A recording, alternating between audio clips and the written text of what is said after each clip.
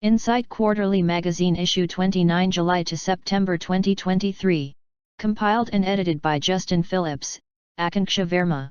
Transcribed and printed by Mitra Jyothi. In collaboration with Radio Udon. Subscription ₹100 yearly. Mitra Jyothi Digital Library. Mitra Jyothi. CA Site Number, P22, 31st Main, 18th Cross, HSR Layout. Sector 1, behind NIFT College, Bangalore 560102. Phone, 080-22587623/25. Email, mj.tblibrary@gmail.com. Website www.mitrajyothi.org. Copyright Notice. This book is reproduced in accessible format for people with bona fide print disabilities by Mitra Jyothi, CA Site Number P22, 18th Cross, 31st Main, Sector 1, HSR Layout, behind NIFT College, Bengaluru 560102. Phone No. 2258763/225876625, Country Code +91 Bengaluru Code 080, Email mj.tblibrary@gmail.com, Website www.mitrajyothi.org. This book is created for distribution for the print disabled only and in accordance with the Marrakesh Treaty ratified by India on July 24, 2014 and Section 52, 1, ZB, of the Copyright Act, 1957. This accessible format production of the original publication is permitted to be used only by persons with print disabilities. Any further reproduction, distribution to any person without a print disability or any commercial use of this book is strictly prohibited and will be subject to legal action. Contents: 1. Editorial. 2. News from out and about. 3. Encountering street dogs being visually impaired. 4. My solo trip. 5. I'm completely blind and far more capable than you might think. 6. Permanent address. 7. Aranya Villa. 8. PAN card. 9. Delhi drama. 10. Hand washing and hygiene.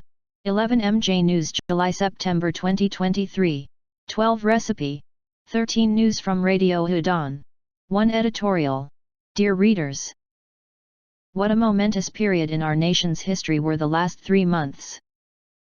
Azadi ka Amrit Mahotsav passed us by giving us the path and hope for 2147.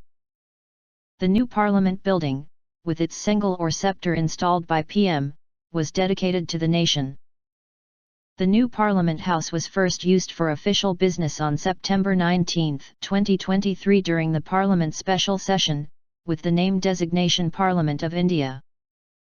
We citizens get a chance to embrace modernity without giving up the traditional values that we espouse.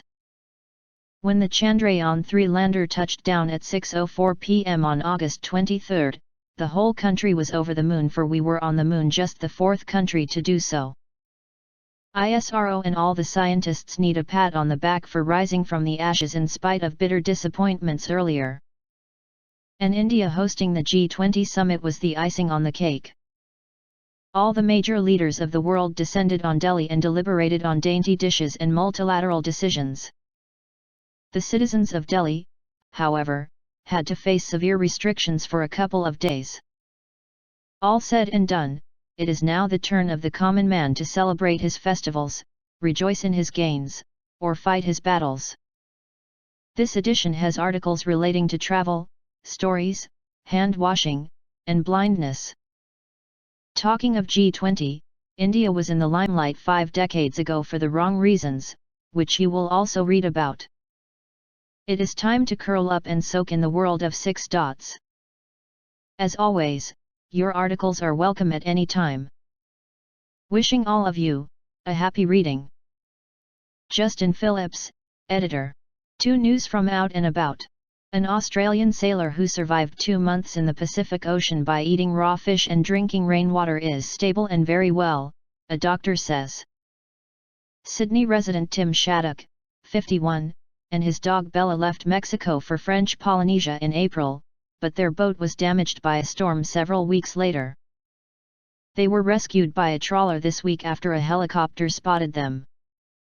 The doctor aboard the tuna trawler told Australia's 9NEWS that the man had normal vital signs.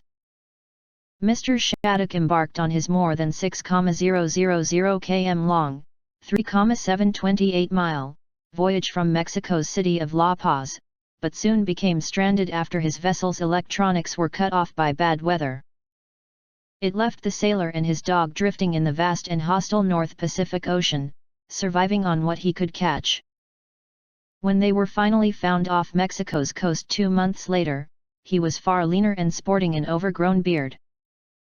"I have been through a very difficult ordeal at sea," he said in a video obtained by 9NEWS. "I'm just needing rest and good food because I have been alone at sea a long time. Otherwise, I'm in very good health." Mr. Shattuck said fishing gear had helped him and Bella to survive. He also managed to avoid sunburn by sheltering under his boat's canopy. Soon after their rescue, he was seen smiling and wearing a blood pressure monitor on his arm. He is also able to eat small meals. The tuna trawler is now heading back to Mexico where Mr. Shattuck will undergo medical tests and receive more treatment if needed. Doctors in the United States have successfully performed a robotic liver transplant procedure, marking a significant advancement in the field of medical surgery.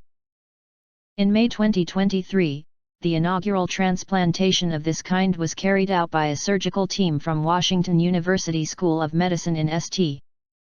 Louis. The significant procedure occurred at Barnes Jewish Hospital. A man in his 60s needed a life-saving transplant after developing liver cancer and cirrhosis as a result of the hepatitis C virus. According to the official statement, he is actively healing and has resumed normal, day-to-day activities.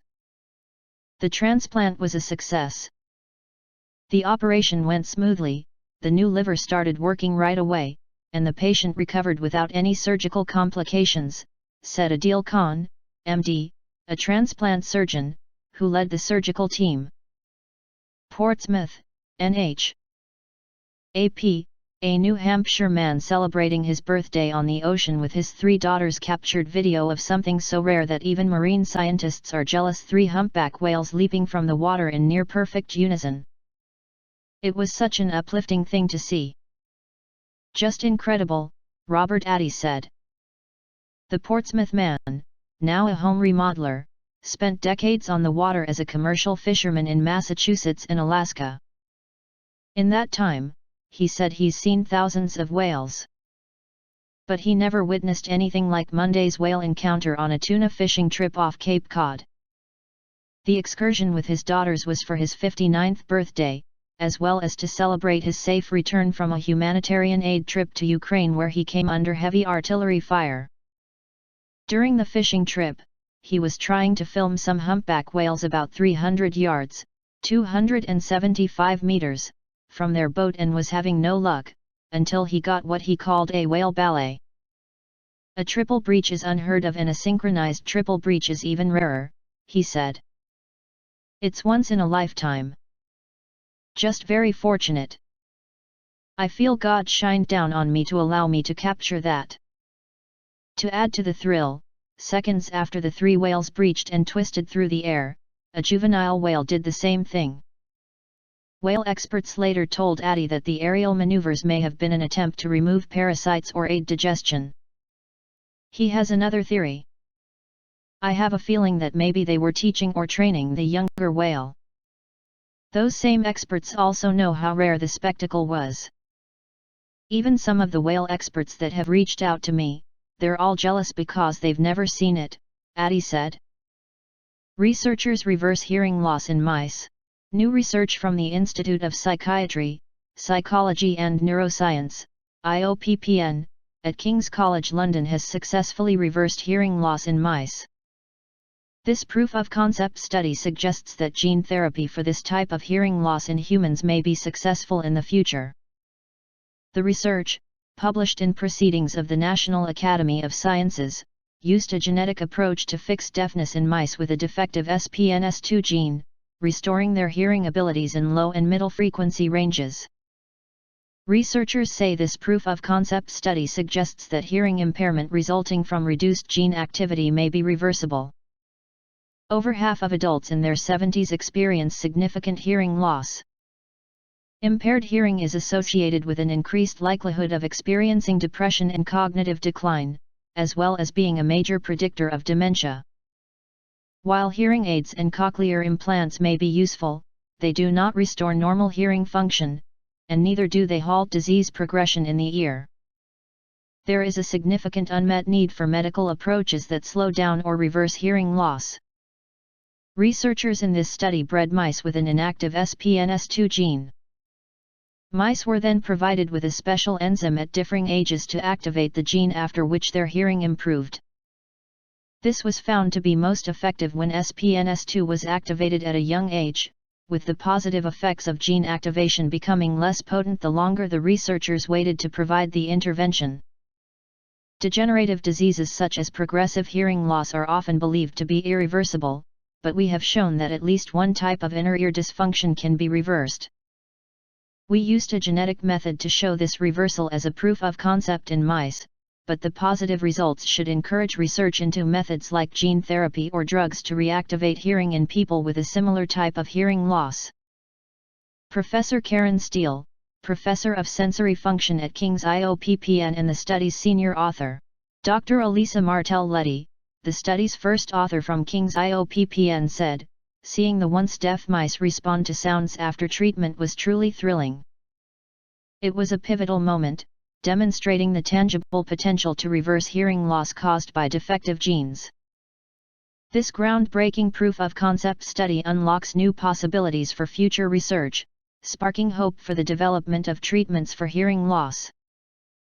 California regulators have voted to allow self-driving car companies Waymo and Cruise to launch 24/7 paid driverless services in San Francisco. The decision removes most limits on operating and charging for rides for the two companies and marks a step forward for the autonomous vehicle industry. More than 40 companies, including Waymo and Cruise, have received permits to test their autonomous car services in San Francisco.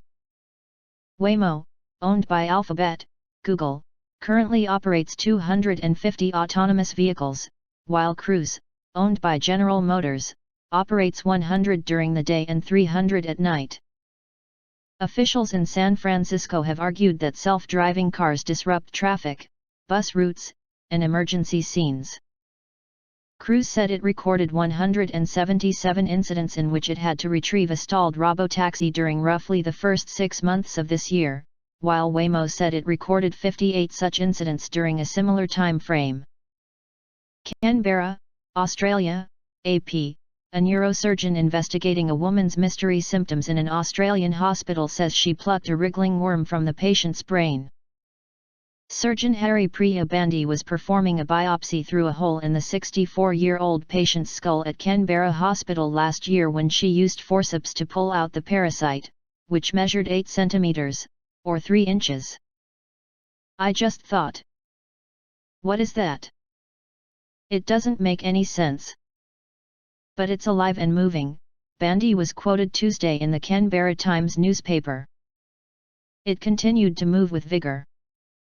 We all felt a bit sick," Bandy added of her operating team. The creature was the larva of an Australian native roundworm not previously known to be a human parasite, named Ophidascaris robertsi. The worms are commonly found in carpet pythons. Bandy and Canberra infectious diseases physician Sanjay Senanayak are authors of an article about the extraordinary medical case published in the latest edition of the journal Emerging Infectious Diseases. Senanayak said he was on duty at the hospital in June last year when the worm was found. "I got a call saying, 'We've got a patient with an infection problem. We've just removed a live worm from this patient's brain," Senanayak said. The woman had been admitted to the hospital after experiencing forgetfulness and worsening depression over 3 months. Scans showed changes in her brain.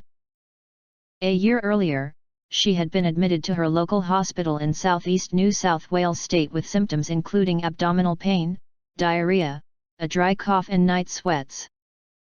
Senanayak said the brain biopsy was expected to reveal a cancer or an abscess. This patient had been treated for what was a mystery illness that we thought ultimately was an immunological condition because we hadn't been able to find a parasite before, and then out of nowhere, this big lump appeared in the frontal part of her brain, Senanayak said. Suddenly, with her bandies, forceps, she's picking up this thing that's wriggling. She and everyone in that operating theatre were absolutely stunned, Senanayak added. Bandy said her patient regained consciousness after the worm was extracted without any negative consequences. She was so grateful to have an answer for what had been causing her trouble for so very long, Bandy said. 6 months after the worm was removed, the patient's neuropsychiatric symptoms had improved but persisted, the journal article said. The patient had been sent home soon after the surgery with antiparasitic drugs and had not returned to the hospital since, Senanayak said. She's done okay, but obviously because this is a new infection, we're keeping a close eye on her, Senanayak told 10 Network Television. The worm's eggs are commonly shed in snake droppings which contaminate grass eaten by small mammals. The life cycle continues as other snakes eat the mammals. The woman lives near a carpet python habitat and forages for native vegetation called warrigal greens to cook. While she had no direct contact with snakes, scientists hypothesize that she consumed the eggs from the vegetation or her contaminated hands.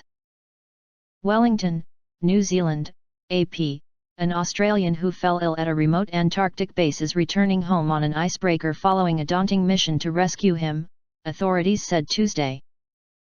The man was working at the Casey Research Station when he suffered from what authorities described as a developing medical condition that needed specialist assessment and care. The icebreaker RSV Nuyuna left Australia last week and travelled south more than 3,000 kilometres, 1,800 miles, breaking through sea ice to reach a location 144 kilometres, 89 miles, from the base, the Australian Antarctic Division said in a statement. From there, 2 helicopters were deployed from the deck Sunday and arrived at the base after nearly an hour to rescue the man. The first phase of the evacuation was performed safely and successfully, and the ship is now on the return voyage to Hobart, said Rob Clifton, the division's acting general manager of operations and logistics. Getting this expedition back to Tasmania for the specialist medical care required is our priority. The man is expected to arrive in Australia next week. Until then, Clifton said, he would be cared for in the icebreaker's specially equipped medical facility by polar medicine doctors and staff from the Royal Hobart Hospital. Authorities said they weren't divulging the man's name or medical condition to protect his privacy. During the southern summer, more than 150 people work at the Casey Research Station. But over the winter, fewer than 20 remain to perform maintenance work. The division said all other people working at Australian bases in Antarctica were accounted for and safe. Scientists identify Europe's oldest shoes from a bat cave in Spain. The 22 sandals made from different types of woven grass, leather, and lime are estimated to be up to 6,200 years old and were found among a haul of other ancient items, including baskets. The objects were found in the Cueva de los Murciélagos, or the Cave of the Bats, in Andalusia in southwest Spain. 3 Encountering street dogs being visually impaired. If you have visited any metropolitan cities like Delhi or Bangalore, you would have surely noticed many street dogs. The same holds true in villages too. You may have noticed those dogs living in total freedom. They eat, sleep, procreate, or relax wherever they want. Most importantly, they can bark as loudly as they wish. Once, a dog from the US came to India. Even after a fortnight, it didn't want to go back. An Indian dog asked, "Why didn't you want to go back?" The American dog replied, "Brother, unlike in America, here we have the freedom to bark heartily. Whatever be the reality, these street dogs, in spite of many challenges like lack of food, harsh outdoor weather, or road accidents, definitely seem to enjoy more freedom than most of us. Yet, have you ever thought that excessive freedom for the street dogs have become problematic for a group of people? I feel yes, it has been. The current state of affairs have been problematic for people who are visually impaired. Many visually impaired persons like me have got bitten by street dogs, at least once in their lives. Imagine such a person walking with his or her white cane. If he unknowingly steps on a street dog, the dog will surely feel threatened. The dog will try to protect itself by taking revenge. It may either scratch or bite, unless the dog has gained some human-like compassion or fear. Moreover, these street dogs feel threatened even more seeing a person holding a stick. Common people usually beat them with a stick, so the dogs feel that blind folk are also going to beat them, so get provoked. The dog-fearing or God-fearing blind persons in their mind might say, "But no dear, why should we beat you? We just walk with a cane to know what is ahead of us." All in all, there is a misunderstanding between these dogs and the cane-carrying sightless folks. Because the dogs won't understand us, nor can we make them understand. In such situations, the most practical approach would be to follow certain mobility tactics. Let's discuss what we should do to minimize encounters with the street dogs. 1. While walking on the road, we should keep sliding our cane. 2. We should focus on the road texture that we are sensing with the cane. 3. As soon as we sense a dog, we should not feel scared. We will fail to deal with the dog the moment we get scared. 4. We should keep our feet and legs covered, maybe by wearing shoes. It will at least protect us from getting badly wounded. 5. If we sense that our cane is touching a dog, we should quickly step aside and continue walking. 6. I highly recommend the cane with a marshmallow roller tip to better sense what is before us. To know or purchase the tip, contact Drive TK Bansal by WhatsApp or call on 981-084-2754. 7. We should finally talk about this in all public forums, to frame more ideas on reducing street dog menace. However, what to do in case of a dog bite to any one of us? Firstly, we should identify whether the dog has scratched or bitten us. Whatever it may be, it usually starts paining. It may get wounded as well. It is better to show the painting spot to a sighted person. Secondly, be it a scratch or a bite, we have to wash that part with cold and running water. Running water means using the water from a tap directly. The water must be cold for washing because hot water can exacerbate the wound. Thirdly, wash the wound with a soap that has no fragrance. A popular soap is Lifebuoy. Fourth, the next step will vary on the intensity of the wound. If the dog has scratched but no bleeding has occurred, then no need to worry at all. On the other hand, if the dog bite or scratching has caused bleeding, then it is highly suggested to visit a specialized doctor.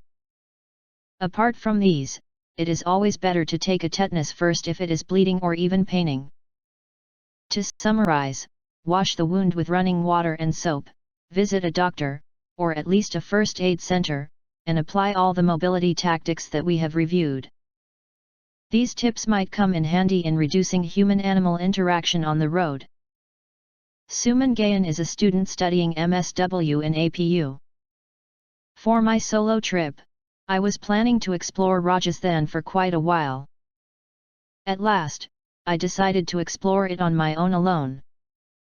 I am Gokul from Chennai. I am visually challenged. I had planned the trip for a week with no plans where I would visit in Rajasthan. I had never done such an unplanned trip before. I was confident that I would be able to complete it because I speak Hindi, yet I was a bit nervous as well. I left for Delhi from Chennai on August 18 in Rajdhani Express. Half the train was filled with new joinees or trainees of the Indian Army and the CRPF.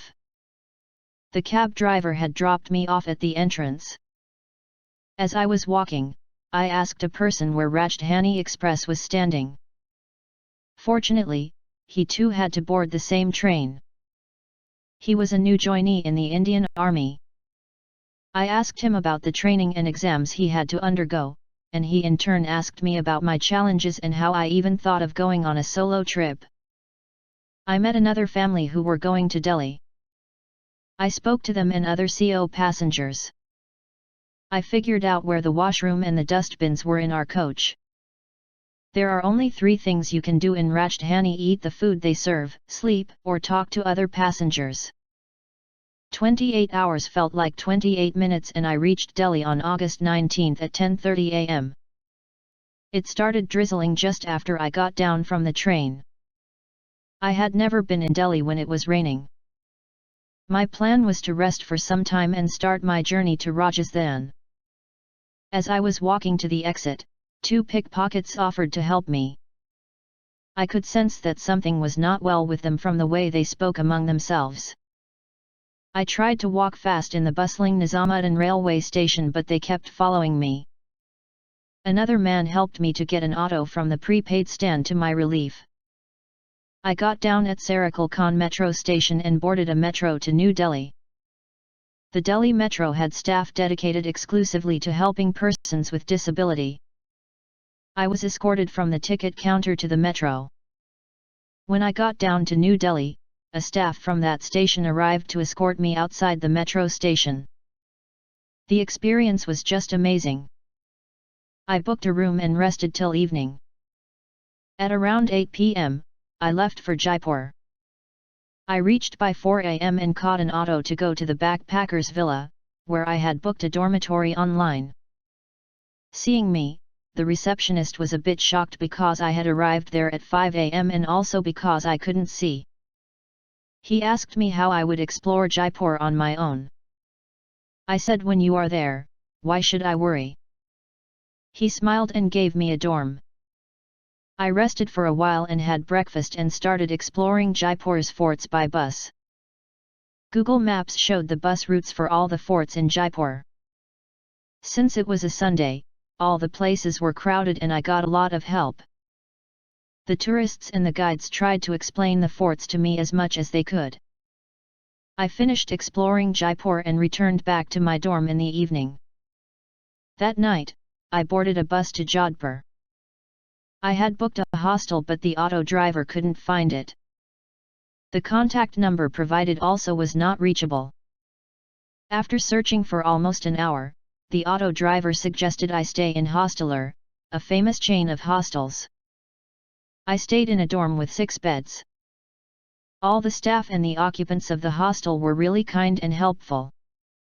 The room boy showed me my bed, the restroom, and other stuff without me asking him to do so. They understood my needs because there is a blind school in Jodhpur and they interacted with a lot of visually challenged students there. The receptionist told me about the places that I could explore in Jodhpur. Though I stayed there just for a day, I met so many people in the hostel and made a lot of friends from almost all over India and even people from abroad. That day felt like a never-ending day. The terrace where they served food felt like my dining room at home. I decided to make time to talk with the roommates and deliberately finished exploring Jodhpur in half a day. I went to Mandodhari Garden, where there was a temple of Mandodari, Ravana's wife. Then I went to Ahmed Bawan Palace. They waived the entry fees for me in both places. I had lunch at the hostel and spoke with others about my work and stuff. The hosteler was very close to Marangarh Fort. One could see the magnificent fort from the terrace of the hostel. I went to see the fort along with my roommate Mr. Mani. I simply admire the way he explained each and every aspect of the fort. He was very patient and explained every aspect of the fort in detail. For a couple of hours, I felt as if I had got my eyesight. I can't thank him enough. We did some shopping and returned to our hostel. The next day, I boarded a train to Barmer. Though there was nothing to explore much in Barmer, I really enjoyed the train journey. It was special because the train travelled through the Thar Desert. It was a passenger train. Since it was travelling through the desert, there was sand all over the train and my entire body, from head to toe. Luckily, I had a handkerchief to cover my nose. It is an experience that all of us must try at least once in a lifetime. I didn't book a room in Barmer, but luckily there was a retiring room in the railway station. I stayed there. I heard from the locals that Barmer was the last city before the India-Pakistan border. They said that Munibao was the last village before the border. I wanted to experience how life near the border would be. So I boarded a train from Barmer to Munibao the next day. This train also traveled in the Thar Desert. I was told that Munibao was the last station on the train. The locals on the train seemed suspicious of me. Almost everyone asked me why I was going to Munibao. They did a thorough inquiry of me, where I was from, why I was here, and so on. I was very annoyed. Much to my relief, Munibao arrived. I think I was the only passenger who got down there. Somehow, I found the stairs and started climbing them. I was stopped by the Border Security Force, a part of the army. They said that I needed a pass even to enter Munibao. Since I didn't have the pass, I was not allowed to enter. They asked me why I had come here. I told them that I wanted to see if there was any parade similar to the one that happens at the Wega border. The army was not convinced still, so I told them that I wanted to see how life near the border would be. On hearing that, they got more suspicious. I showed them the pics I had taken in Jaipur and Jodhpur. Finally, they were convinced and let me go. They asked where I worked and where I was from. I was told that Munibao was hardly 1 kilometer from the border and so it was really secured. They were amazed about the fact that I had gone all the way from China to see the place being blind. An officer helped me board the one and only train that left from Munibao until Barmer.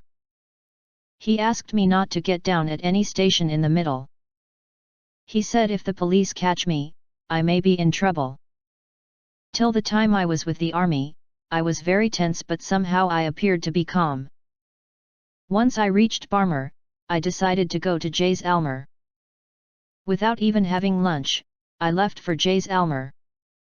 On my way to Jaisalmer, a passenger told me that desert safari is very famous there. I searched for a good place and reserved a tent. The people from the safari had arranged a car to pick me up from the bus stand. My cab and my bus were close to each other. So without any struggle, the driver spotted me. He said that he would ensure that I had a good time at the safari. It was located 40 kilometers from Jaisalmer. I kept my things in the tent and went on a camel ride. It was scary but amazing as well. I felt like I would fall any moment but I didn't. I also went on a bike ride for 3 kilometers in the sand dunes. I can't explain how thrilling it was. You guys must try it yourself. There were 15 tents but all the other occupants seemed grumpy. We were taken to a high tea followed by a cultural program. At 10, we were served dinner. I tasted dalbati for the first time. The employees guided me to my tent where I fell asleep in a minute. I checked out from the safari at around 9 a.m. after breakfast. The staff truly ensured that I had a smooth stay. They dropped me at a hotel in Jaisalmer. I rested there for the rest of the day and left for Delhi that night. I went to Delhi to meet my friends. I stayed there for a day and returned to Chennai by Tamil Nadu Express. Gokul Krishnan works for Ernst & Young as a chartered accountant. 5. I'm completely blind and far more capable than you might think. One of the biggest challenges in becoming blind late in life has been overcoming sighted people's negative assumptions. While walking near my house a few months ago, I heard a car pull into a driveway behind me.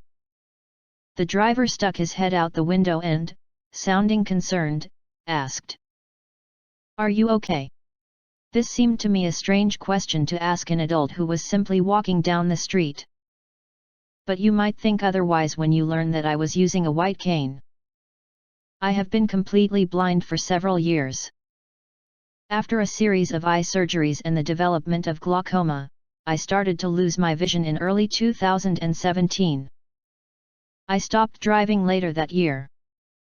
The last time I saw my face was in February 2019.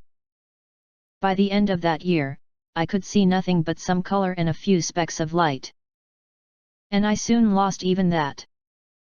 I lived near a center that taught me the skills needed to live independently as a blind person. And I'd already had a long career as a college professor. All I needed, I thought, was to learn the technology and skills that would allow me to function in everyday life. But acclimating to blindness required more than learning how to live independently again. For 6 decades, I have developed a deep interconnectedness with the world as a sighted person. Blindness shredded those connections and my place in that world.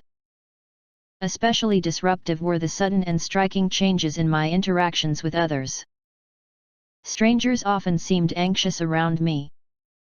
Even people I had known for years sometimes avoided me.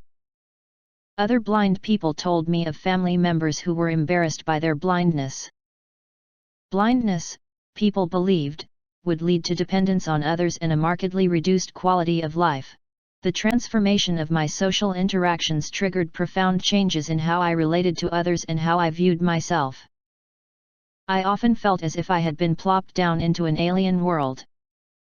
Blindness was, and sometimes still is, an uncanny experience.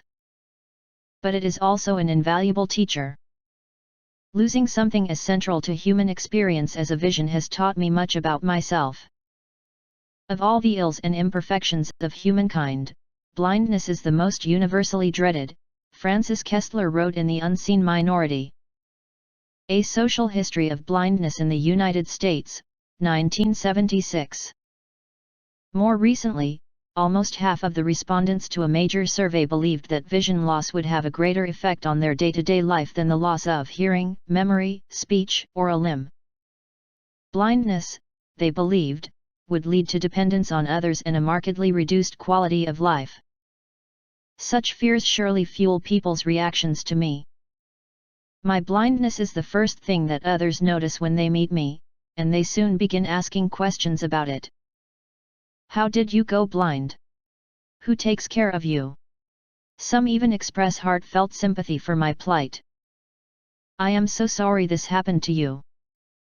Their reactions betray deeply felt negative attitudes about vision loss. And it was these reactions, coupled with the challenges I faced as a newly blind person, that changed how I viewed myself. Before I lost my sight, I believed that I could do almost anything I set my mind to. But afterward, I questioned my ability to tackle the challenges of blindness.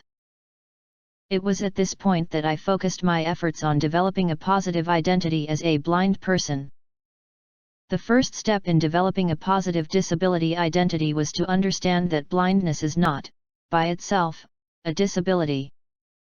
Rather, disability emerges from the disabling effects of the shared communal environment created by society, e.g. the actions and policies of governmental agencies or educational institutions. This environment disables blind people in many ways, from websites that cannot be navigated without vision, to the lack of accessible public transportation. For me, changes in my social world were central to elevating blindness into a disability. 2 factors have been especially important. One-sighted people often express attitudes and behave in ways that are consistent with negative stereotypes about blindness. 2. In face-to-face interactions, sighted people often communicate with visual, nonverbal cues that cannot be perceived by people who are blind. To start to appreciate the first of these factors, imagine that you have just settled into the passenger seat of a car, and you notice the driver reaching over to buckle your seatbelt for you. How would you feel? You'd probably feel confused and, perhaps, annoyed because the driver was treating you as if you were a child. It is as if people who are blind are children who cannot get by on their own. I have similar experiences with unwanted help virtually every time I am with sighted people.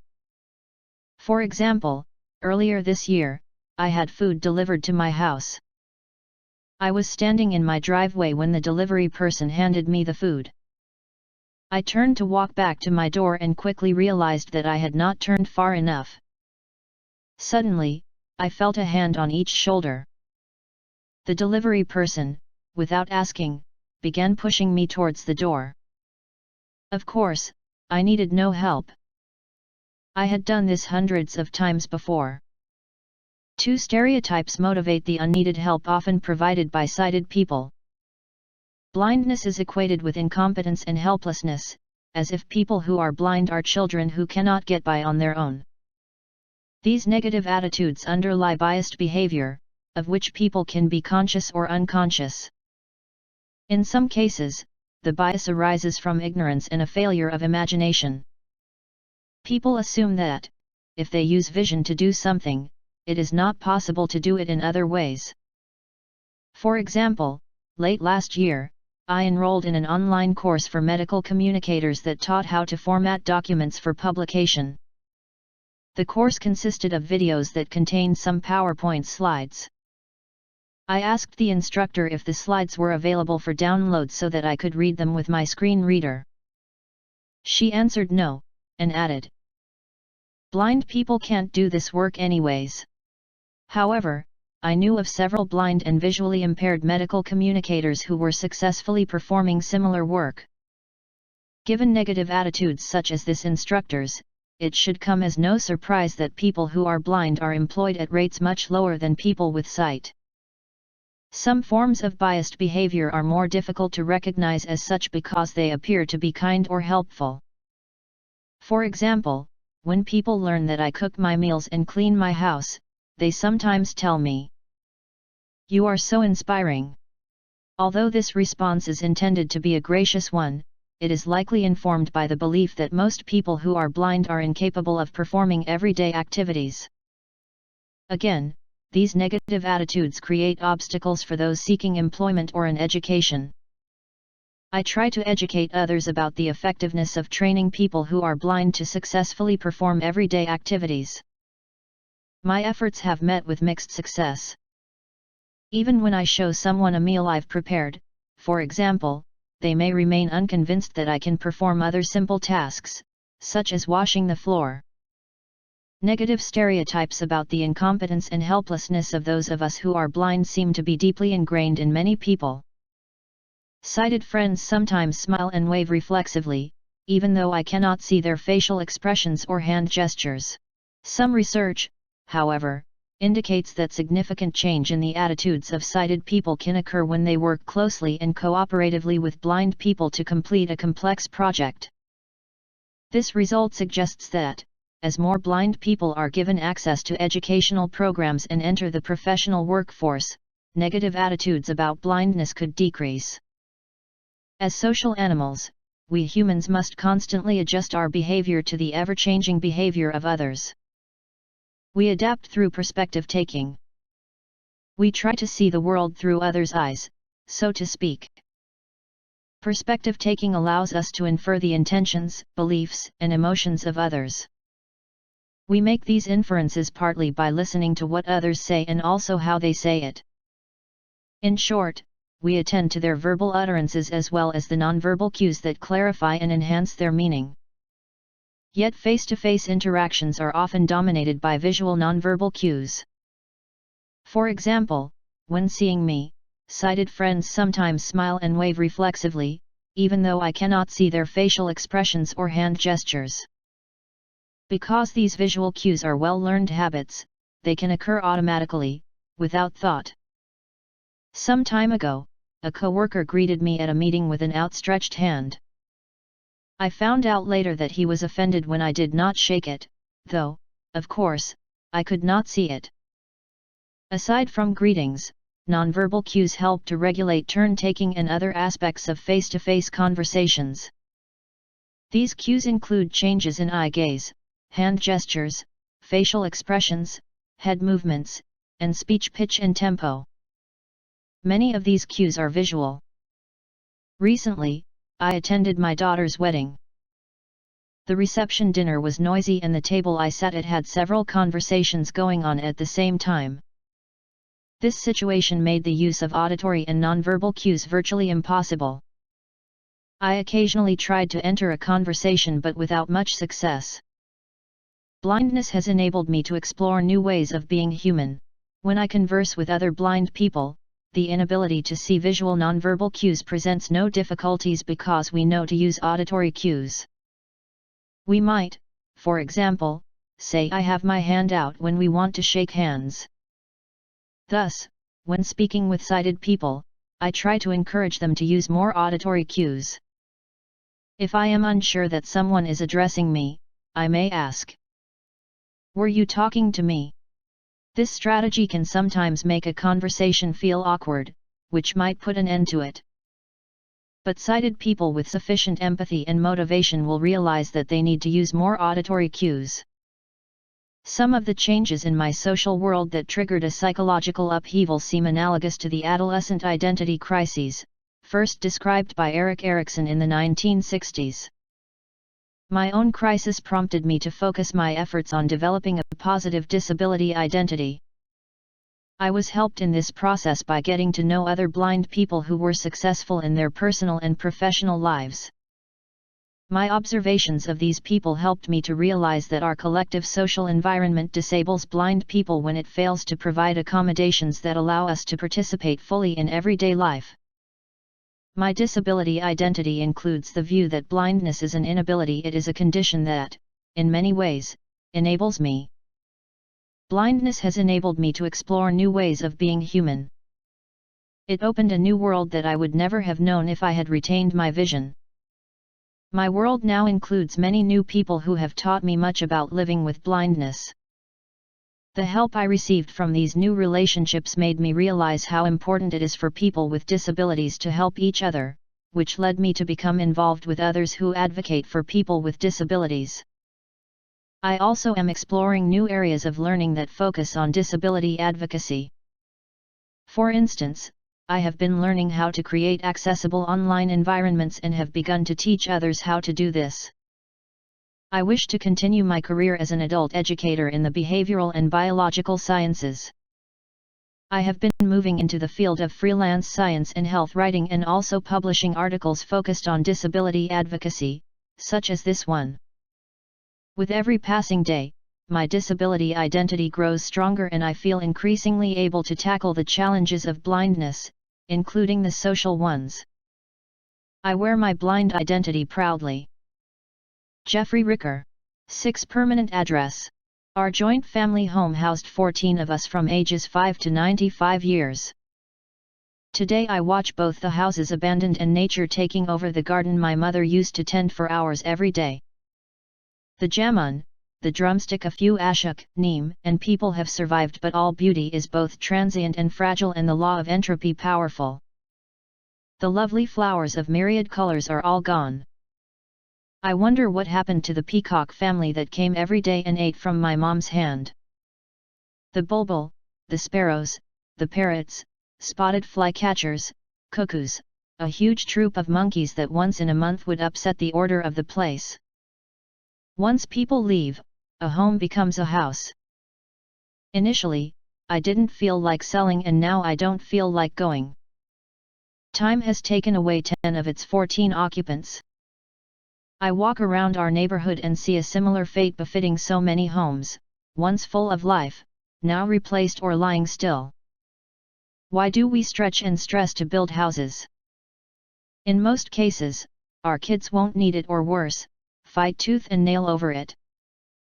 What is this human folly of attempting permanent ownership in a leased life with an uncertain tenure given by a landlord whose terms are non-negotiable and there is no court of appeal? One day all we have built with love and Emmys will either be demolished, fought over, sold, or lie in ruins. Thus, every time I fill out a form that asks for a permanent address, I smile at the human folly. There is a Zen story that an old monk walked into a king's palace demanding he wanted to spend the night in this inn, and the guards told him, "What inn? Can't you see it a palace?" The monk said, "I came here a few decades back, someone was staying there, and a few years later someone else took the throne from him, then someone else. Any place where the occupant keeps changing is an inn." George Carlin says a house is just a place where you keep your stuff as you go out and get more stuff. As houses get bigger, families get smaller. When the house has occupants, we desire privacy, and when the nest empties we crave company. Birds and animals must be laughing at us humans who give up living in order to build their dream home. And in the end, depart the inn they mistook as a permanent residence. Oh! The real folly of human desire. Javed Akhtar. 7 Arania Villa. On a rainy night, a lady was walking in a street with her luggage. There were no street lights. She walked hither and thither for an hour in the rain but found no one. As she started walking through a new path, she saw a man sitting on a bench. She walked towards him and asked, "Hello, mister. Can you tell me the way to Arania Villa?" The man looked at her hesitatingly and asked, "Are you asking me the way to Arania Villa?" The lady was a little puzzled and wondered why he was so terrified. As she was just about to ask him further, she heard someone calling her, "Madam." He was dark, tall, and huge, wearing a black jacket and flashing a torch in his hand. This stranger said to the lady, "Hello, madam. I have been waiting for you since evening. I am the caretaker of Arania Villa. My car is parked just behind you, kindly give me your luggage and get in." So, she handed her luggage and quickly sat inside the car and they started. On reaching, the lady asked the caretaker, why was the man terrified about this house? "Is there anything that you are hiding from me?" He replied, "There is nothing to say," and walked towards the door, opened it, and disappeared out of sight. The house was so good looking. The furniture was very fancy. The walls were done with beautiful interior design. As she was very tired, she quickly got freshened up, went to bed and fell asleep in no time.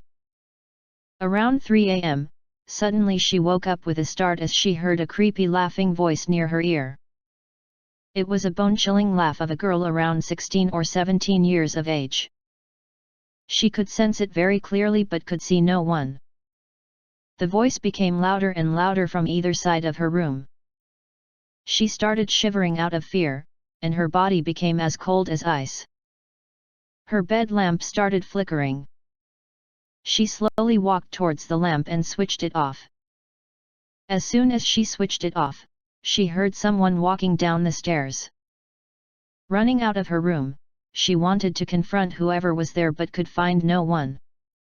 She looked around and suddenly realized that the hall had totally changed. It was dark, the walls were faded and there were cracks everywhere. The furniture seemed to be faded and dusty. There were big spider webs hanging around the hall. Suddenly, she heard a big sound. The moment she turned towards the sound, she could see a black shadow coming towards her. She quickly ran into her room and shut the door from inside and hid herself under the bed, terrified. The shadow followed her to the room, banging the door open, lifted away the bed, and with a hand gleaming with long claws suddenly grabbed her legs and hit her against the wall many times. Though bleeding very badly, she hobbled to the mirror to clean her face with cotton. She saw someone standing behind her in the mirror. And as she tried to escape from there, it stood in front of her with red eyes, big teeth, long hair, and a very scary personality. Seeing this, she fainted then and there. And when she slowly opened her eyes, she realized that it was all just a nightmare. MN Pravalika. 8 PAN card. Most of us have a PAN card but we hardly notice what it signifies. Let us try to find out more about this card. Permanent account number, also abbreviated as PAN, is a unique 10-digit alphanumeric number issued by the Income Tax Department to all Indian taxpayers. It shows up in a pattern of abkhathern. Out of the first 5 characters, the first 3 characters represent the alphabetic series running from AAA to ZZZ. The 4th character of the PAN represents the status of the PAN holder. 1P stands for individual, 2C stands for company, 3H stands for Hindu undivided family, HUF. 4A stands for Association of Persons, AOP. 5B stands for Body of Individuals, BOI. 6G stands for Government Agency, 7J stands for Artificial Juridical Person, 8L stands for Local Authority, 9F stands for Firm/Limited Liability Partnership, 10T stands for Trust. The fifth character of the PAN represents the first character of the PAN holder's last name/surname in the case of an individual. In the case of non-individuals, PAN holder's fifth character represents the first character of the PAN holder's name. The next four characters are sequential numbers running from 0001 to 9999. The last character, the 10th character, is an alphabetic check digit. Next time you see your PAN, you will notice the above details. Justin. 9 Delhi drama. During the tense general election of 1967, India witnessed an incident that went on to become an international scandal and political sensation. Svetlana Alexeyeva, the only daughter of Soviet dictator Joseph Stalin, defected to the US using Delhi as her gateway to freedom. The 1967 general election of India was the first post-Nehru era. The internal tussle between two heavyweights Indira Gandhi and Morarji Desai for the Prime Minister's post made the headlines of daily news. While the national press and media were busy keeping everyone updated on the proceedings, officials from the Soviet Embassy of Delhi ensured that the press never got wind of the arrival of Joseph Stalin's only daughter. Svetlana's purpose of visit to India was to bequeath her husband Brajesh Singh's ashes to the Ganges as per Hindu ritual. Her visit was kept a top secret as she had already angered the then Prime Minister Alexei Kosygin by going against his advice to travel to India. Upon her arrival, her passport and other official documents were initially confiscated and she was asked to always remain inside the embassy compound under close surveillance. She didn't comply. She even had to face strong resistance to her wish to travel to her husband's ancestral house at Kalakankar and perform the rituals there. She won that debate too. She was due to travel back to Moscow within a week of the ceremony. Neither the Soviets nor the Indian government were aware of Svetlana's real intentions. She wanted a fresh start away from her homeland. She also had a plan to acquire the necessary funds to begin her new life. A manuscript that she intended to publish and sell. The manuscript wasn't a political one. It was a collection of letters, her memoir of the internal life and family of Joseph Stalin, something that she had kept secret from everyone. She was sure it would be of great interest to people around the world. Determined to make the plan work, she once again went against the orders from the Soviet embassy and delayed her return to Moscow for another 3 weeks. When Indira Gandhi visited Kalakankar for the election campaign, Svetlana met her and requested her to extend her visa. Indira Gandhi was aware that if Svetlana were to stay back against her country's will, it could jeopardize the diplomatic relations between India and the Soviet Union. Hence, she encouraged her decision with a smile but decided not to officially act on it. As her time in India drew towards closure, she did what could be dubbed as unthinkable for someone of her stature. On the evening of March 6, 1967, she took a cab, went to the embassy guest house to take her luggage, and asked the driver to take her to the U.S. Embassy. The driver was initially surprised by her request but seemed to have understood her intentions. So, he drove her through a dark alley to avoid any skeptical eyes from the nearby Soviet embassy and reached the destination without arousing anyone's suspicion. By the time she reached there, the embassy's official hours were closed and there was no one left who could attend her discreet emergency meeting. When the Marine Guard refused to let her in, she revealed her identity and requested they call the U.S. Ambassador Chester Bowles. Understanding the gravity of the situation, Bowles rushed back to the embassy and after a brief conversation with her, decided to support her to seek asylum in the U.S. The U.S. government, however, was reluctant to officially grant her asylum. Her identity was enough to create another Cold War between the two powerhouses and worsen the already long damaged diplomatic relationship between the two countries. Bowles, however, refused to wait for the official confirmation from his government as it would be too late for Svetlana. Hence, he took matters into his own hand and asked CIA officer Robert Braille to assist her in her pursuit. With the help of Braille, Svetlana flew out to Rome from Delhi and a few days later reached Washington from there. Meanwhile, Tony Lucas, a New York Times journalist living in Delhi, was stitching the pieces of the puzzle and concluded that the daughter of Stalin had secretly flown out of Delhi with the assistance of a U.S. embassy official. As the news reached the international press and media houses, the political tension rose to its peak. The Soviet government turned furious towards India and the US. To make things worse, Svetlana held a press conference upon her arrival in the US. Much to everyone's surprise, she denounced her father's regime as authoritarian and brutal. She also published her manuscript and later an autobiography that would allow the world a closer look at the previously unconfirmed side of Stalin.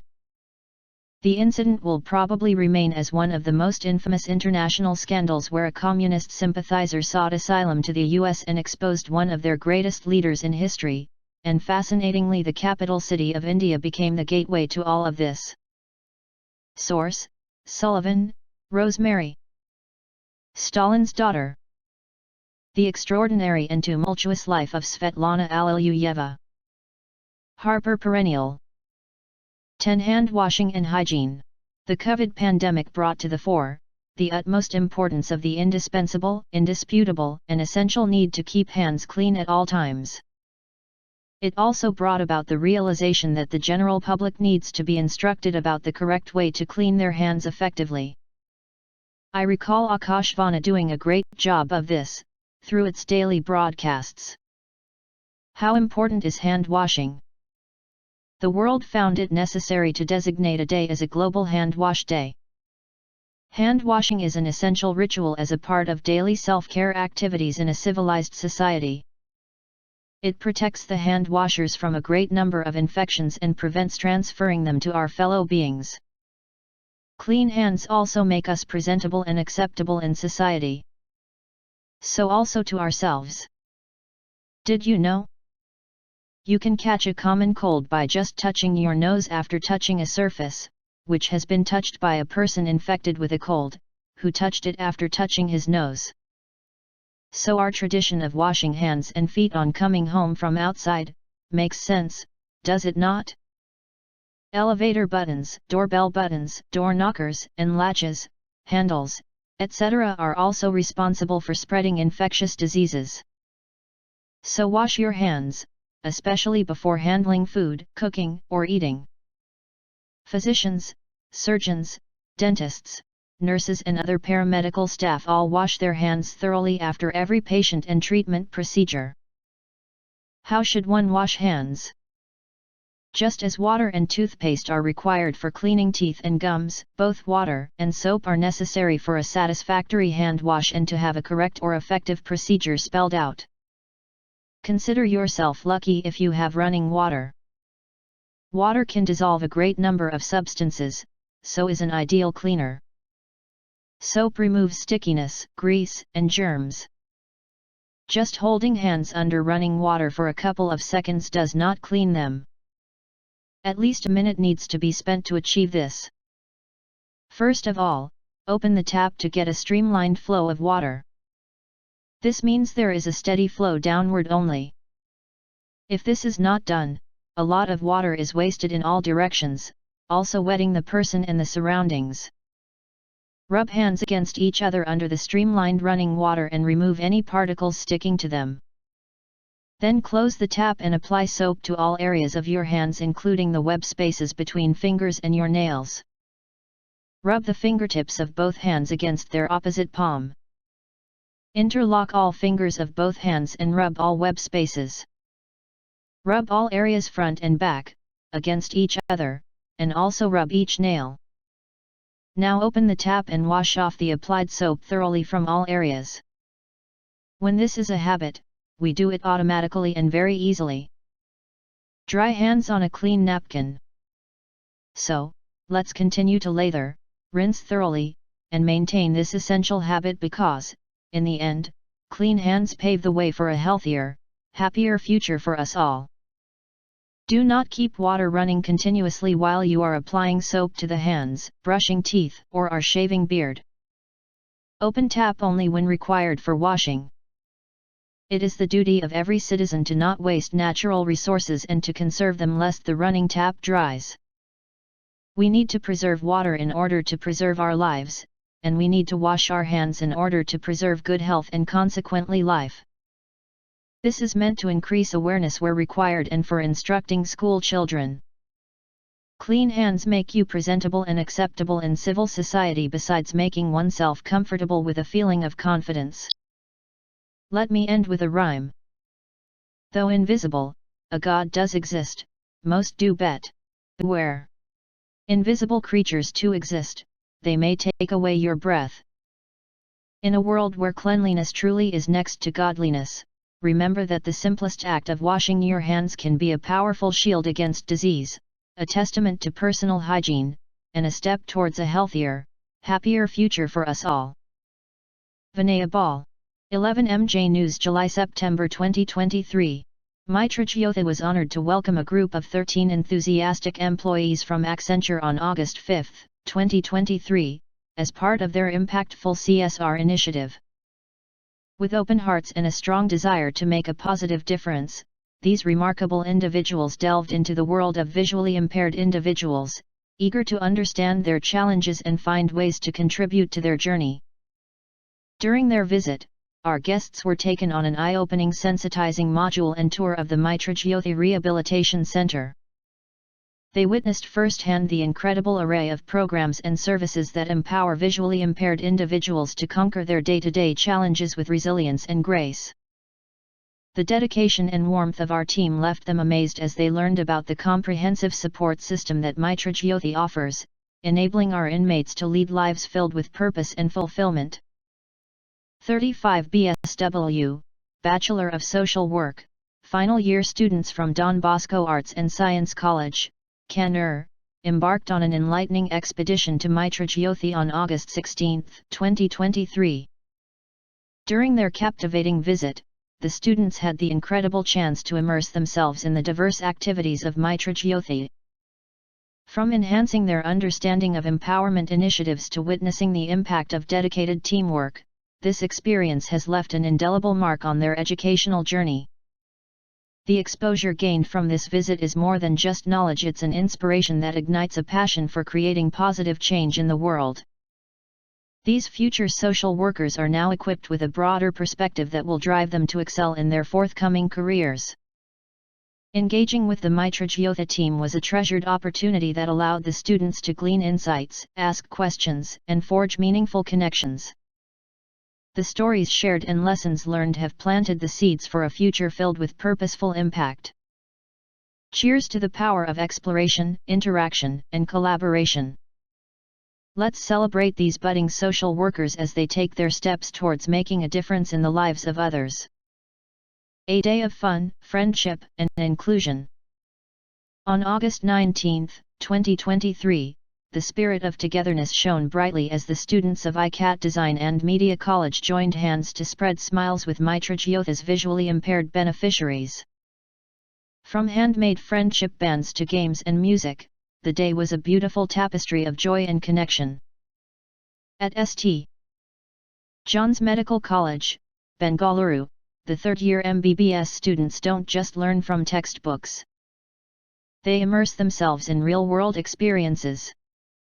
As part of their Community Health Action Program, St. John's Medical College, Bengaluru, third-year MBBS students visited Mitra Jyothi from August 22 to 25, 2023. These future doctors received an eye-opening orientation about the mission and activities of Mitra Jyothi. They then got to witness the magic firsthand as they embarked on an unforgettable site visit. This allowed them to gain a deeper insight into the incredible and impactful work that Mitra Jyothi undertakes for the visually impaired. They left with hearts full of compassion, inspired to make a positive change in the world. They were inspired by the Mitra Jyothi team for their commitment to making a difference in the lives of those they serve.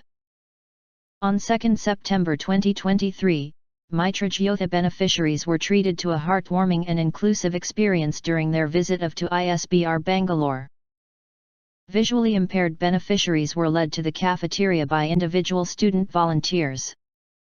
There was an interactive session with the staff and students of ISBR, where a warm atmosphere of camaraderie and mutual learning was palpable. Throughout the session, the beneficiaries thoroughly enjoyed the exchange of ideas and perspectives. Each beneficiary was accompanied by a kind-hearted ISBR student volunteer. These volunteers were guiding the beneficiaries with care and support, making sure they navigated comfortably. The cafeteria was filled with the chatter of students and beneficiaries. Smiles, handshakes, and animated conversations were evident. The atmosphere in the room exuded a sense of inclusivity, empathy, and unity as participants exchanged ideas, shared stories, and learned from one another. Mitra Jyothi team of staff and students welcomed Lord Ganesh into their midst with joy and devotion. The festivities began with a heartfelt puja, invoking God's blessings and seeking His divine guidance. Talented students of Mitra Jyothi filled the air with melodious tunes of bhajans and the chanting of the Ganesha Stotram, creating an atmosphere brimming with spirituality and positivity. And what's a celebration without a delicious feast? Mitra Jyothi's very own Krishna uncle cooked up delicious meals, treating everyone to a mouth-watering lunch prepared in-house. It was a day filled with love, laughter, and the warmth of togetherness. We are immensely grateful for the opportunity to come together and celebrate this auspicious occasion. May Lord Ganesha's blessings continue to guide us on our path and illuminate our lives with happiness and prosperity. Inspiring moments at Mitra Jyothi. On September 23, 2023, Mitra Jyothi had the distinct honor of hosting Ms. Pinky Gupta and her husband, Mr. Venkatesh, at Mitra Jyothi. Pinky is a professional working as an accessibility tester in a large MNC and Venkatesh is a manager in a bank. Their visit was nothing short of a beacon of inspiration for our beneficiaries. As visually impaired individuals themselves, Pinky and Venkatesh shared their remarkable journey, offering invaluable guidance to our visually impaired community. Their presence was a testament to the power of resilience, determination, and adaptability in navigating the corporate world. It wasn't just about career insights. It was about fostering a profound sense of belonging and confidence within our community. Pinky and Venkatesh emphasized the importance of professionalism and ethics in a corporate setting, leaving an indelible mark on all who attended. They went a step further by conducting role plays that brought to life the challenges one might encounter in the workplace. Pinky and Venkatesh's incredible story serves as a guiding light on this path. 12 News from Radio Udon. Title: Unveiling the Data Discrepancy. Disabilities and the Gap in Indian Crime Statistics. Introduction. In a world that is increasingly reliant on data and statistics to understand and address societal issues, the absence of comprehensive data on disabilities in India is a glaring oversight. The nexus between disability and data is of utmost importance in today's age, as it can reveal the extent of discrimination, accessibility issues, and crimes against people with disabilities. This article delves into the challenges and shortcomings in collecting and maintaining data related to disabilities in India, specifically concerning crime statistics. Data discrepancies. Lack of crime data. One of the most pressing issues is the lack of crime data related to people with disabilities.